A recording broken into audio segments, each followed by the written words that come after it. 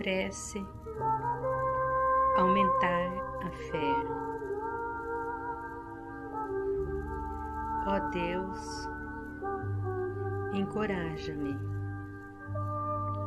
Põe dentro de mim uma força bem grande e uma energia poderosa para eu vencer as dificuldades, desatar os nós dos problemas, ampliar a capacidade de pensar e me fazer presente onde for necessário. Preciso de uma confiança muito maior do que a que tenho tido, para empregar decisão e resolver os problemas, e ter no coração um suprimento inesgotável de energia e disposição. Conto com teu auxílio, meu Deus, pois se contar apenas com os recursos que venho usando, os problemas pequenos podem se fazer grandes e levar-me ao fracasso. Com o adicional do teu poder, que é como um bálsamo para as minhas debilidades, as grandes complicações se desfazem, a espessa nuvem dos problemas se dissolve e surge claridade por todos os lados. Agradeço a Ti o aumento da minha fé, pois com ela andarei tranquilo e disposto. Obrigado, Deus, muito obrigado.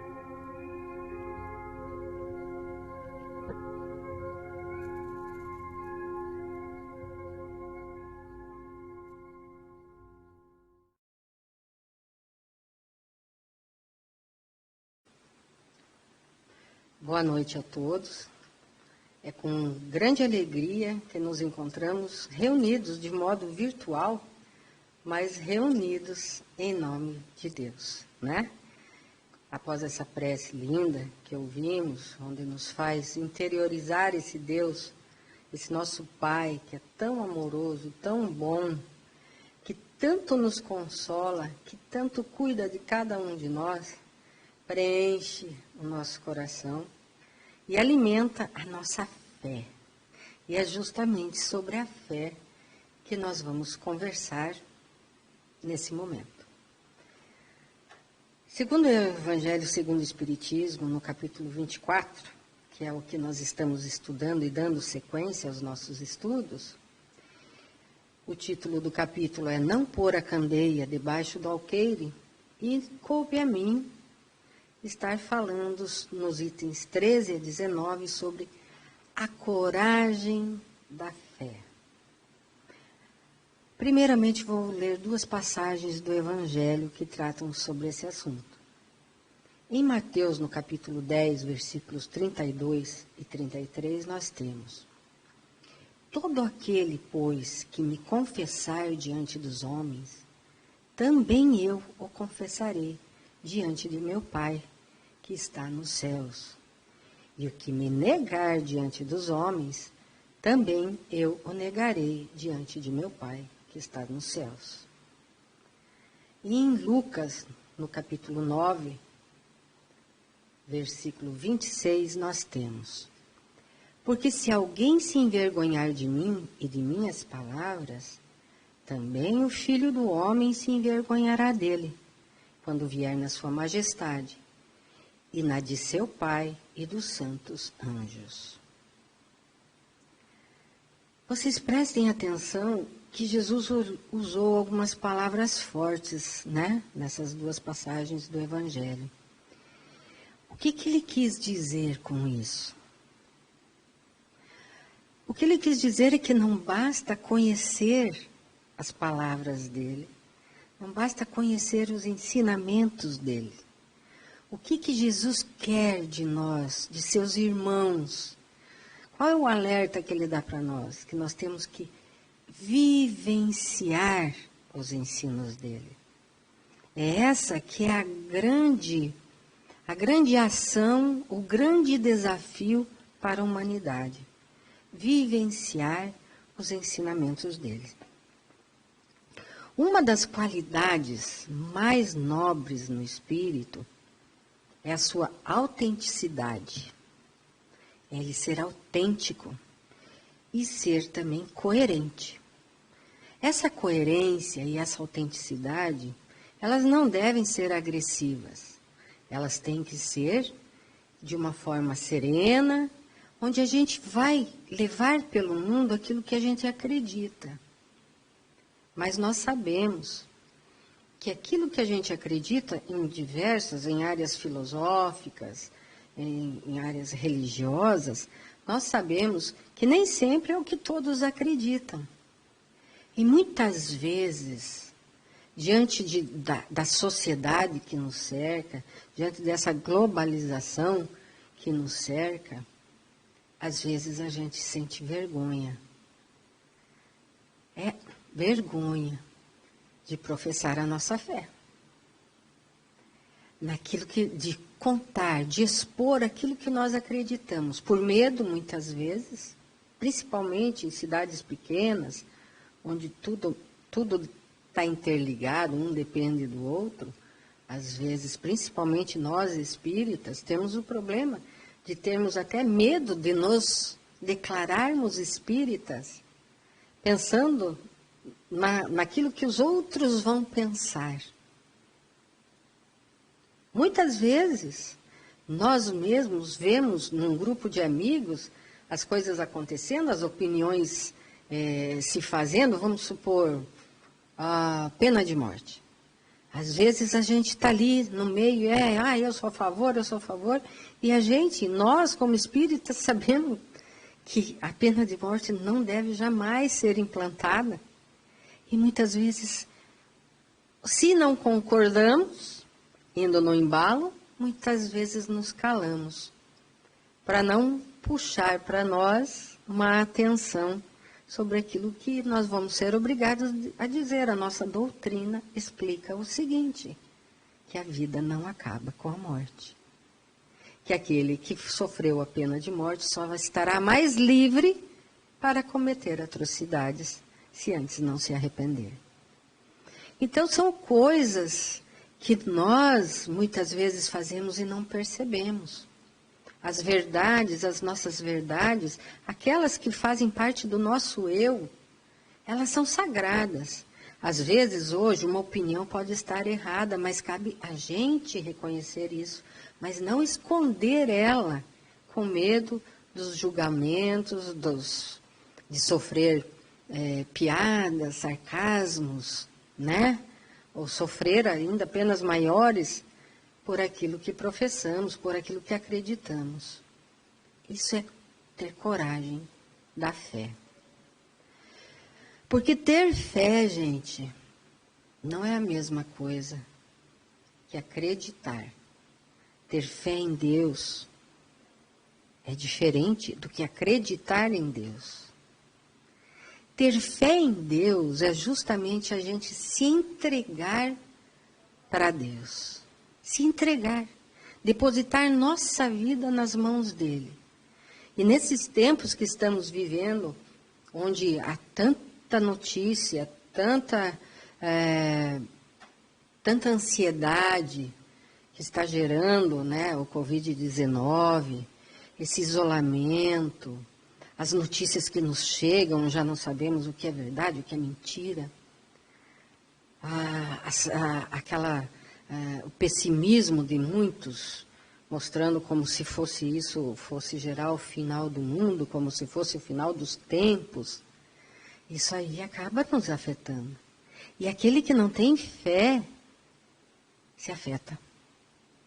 Aquele que acredita, se afeta. Porque acreditar é uma coisa, ter fé é outra. Se nós temos a verdadeira fé, nós vamos ter a coragem da fé. A coragem de dizer não, está tudo sob um comando maior. Tudo está regendo. Há um comando maior em tudo isso e há uma intenção maior em tudo isso. Nos entregamos a Deus. E ensinamos as pessoas, com o nosso exemplo, a se entregarem a Deus também, a não entrarem em pânico, a não entrarem numa sintonia menos elevada. E assim, aquele que tem a coragem da fé, aquele que se entrega para Deus, ele tem uma coisa que ele pode levar para todos: serenidade. A serenidade passa, ela é contagiante. E cabe a nós, espíritas, nesse momento, termos essa coragem da fé. Porque o espírita, não pensem que o espírita é perfeito, ao contrário. O espírita é aquele que sabe que tem que mudar. É aquele que não se acomoda no acreditar. É aquele que quer buscar a verdadeira fé, a verdadeira mudança interior. Esse é o verdadeiro espírita. Não se julguem achando que o espírita é perfeito, porque somos todos imperfeitos. Estamos todos a caminho. Nós não estamos aqui sabendo tudo, ao contrário. Estamos aqui para aprender, para nos regenerarmos, para nos modificarmos. E não é difícil. Jesus está esperando isso de nós há muito tempo. Há quanto tempo ele veio e deixou seus ensinamentos? Os profetas antes dele. Há quanto tempo nós sabemos, por quantas encarnações nós sabemos que existe sim um Deus, que existe um Pai amoroso, justo, bom, e que está no comando de tudo, que há uma lei maior, não a nossa lei, não a lei daquilo que gostaríamos que o mundo fosse, porque cada um quer o mundo de um jeito.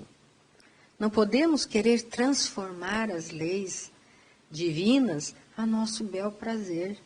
Nós precisamos entender que nós temos sim uma rota já dada para cada um de nós. Essa rota, ele disse: eu sou o caminho, a verdade e a vida. Amar a Deus sobre todas as coisas e ao próximo como a ti mesmo. Precisa mais? Precisa, né? Porque nós ainda não aprendemos. E nós não temos ainda a coragem de regarmos a nossa fé. Porque a fé, a gente não nasce com ela. Ela tem que ser cuidada, como uma flor muito delicada. Ela tem que ser dia após dia regada, adubada, cuidada para que ela cresça e floresça. Quanto mais ela florescer, mais felizes seremos, mais serenos seremos, mais justos seremos e mais amorosos seremos também. Esse que é o caminho apontado por Jesus. Então, ter fé em Deus não é a mesma coisa que acreditar em Deus.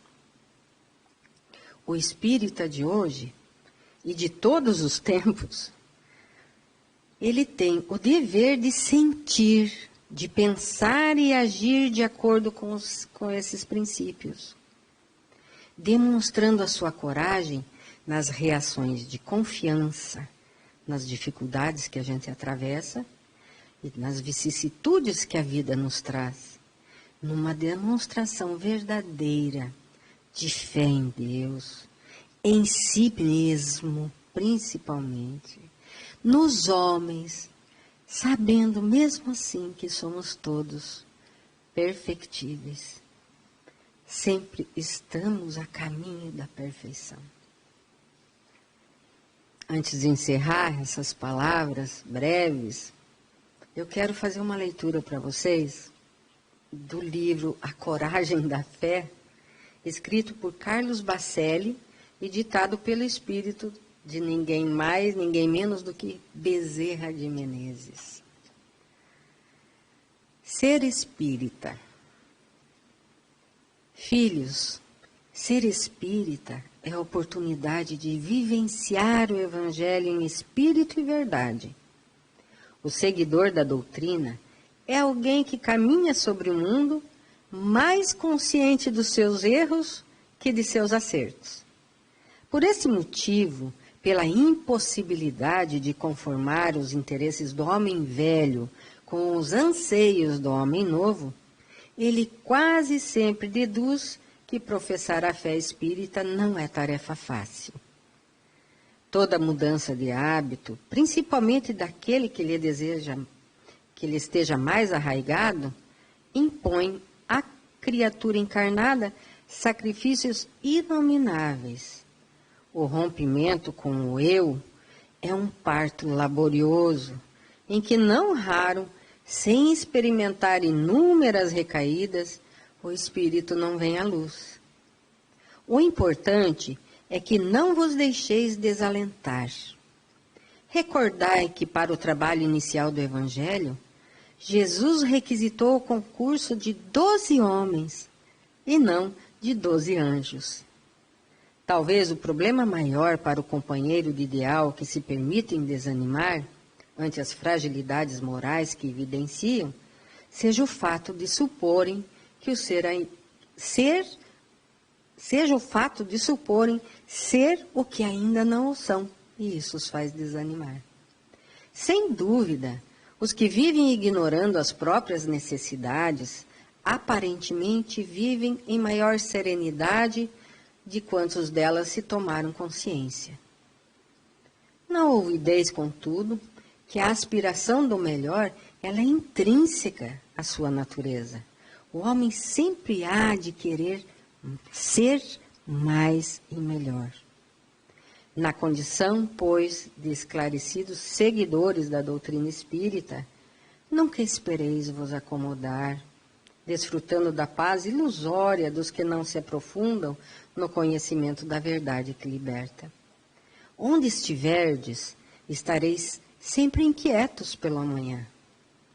A aflição que Jesus bem-aventurou é aquela que experimenta quem se põe a caminho, e não quem descansa antes de concluir a jornada. Filhos, apesar dos percalços externos e de vossos conflitos íntimos, aceitai o Espiritismo, a vossa melhor chance de redenção espiritual, e isto desde o começo de vossas experiências reencarnatórias. Valorizai o ensejo bendito e não culpeis a doutrina pelas vossas mazelas. Bem, gente, essa mensagem resume tudo. A coragem da fé. Não desanimar. Não nos sentirmos menos ou incapazes de fazer essa transformação e de caminhar, sim, junto com Jesus, de falar dele, de exemplificar ele, de levar ele para aqueles que nos cercam. É isso que estamos fazendo aqui agora, nesse momento. Vocês me assistindo, eu fazendo essa dissertação para vocês. Vamos espalhar, vamos falar de Deus. Ele está no comando de tudo. E nós estamos sendo acolhidos sempre por Ele. Diante disso, vamos todos nesse momento fechar os nossos olhos, fazer a nossa prece, pedindo a esse Pai amoroso e bom, esse Deus que não está longe, que está tão perto de nós, que preencha o nosso coração, encha a nossa alma de alegria, de esperanças. Que nos acolha, nos aninhe em seu colo e que nos sintamos tão protegidos, tão seguros, que sabemos que nada de mal nos atingirá, que tudo está sob os cuidados daquele que nos criou. Vamos sentir Deus. Vamos sentir Jesus ao nosso lado. Ele que tantas lições nos trouxe e que tanto espera de cada um de nós. Que a nossa fé seja perseverante, que ela cresça, que ela se espalhe, que ela irradie, a tal ponto que ao caminharmos nos sintamos leves, serenos, com a certeza de que tem alguém velando por cada um de nós. Pai nosso que estais nos céus, santificado seja o vosso nome. Venha a nós o vosso reino, assim na terra como em todo o universo. O pão nosso de cada dia nos dai hoje. Perdoa, Senhor, as nossas ofensas, assim como nós perdoamos aqueles que nos têm ofendido. Não nos deixes cair em tentação e livra-nos, Pai, de todos os males. Que assim seja. Agradeço a todos pela atenção e que possamos, na próxima segunda, dar continuidade ao estudo do Evangelho com algum outro palestrante, orador, né? Alguém que vai fazer a próxima dissertação. Obrigado a todos.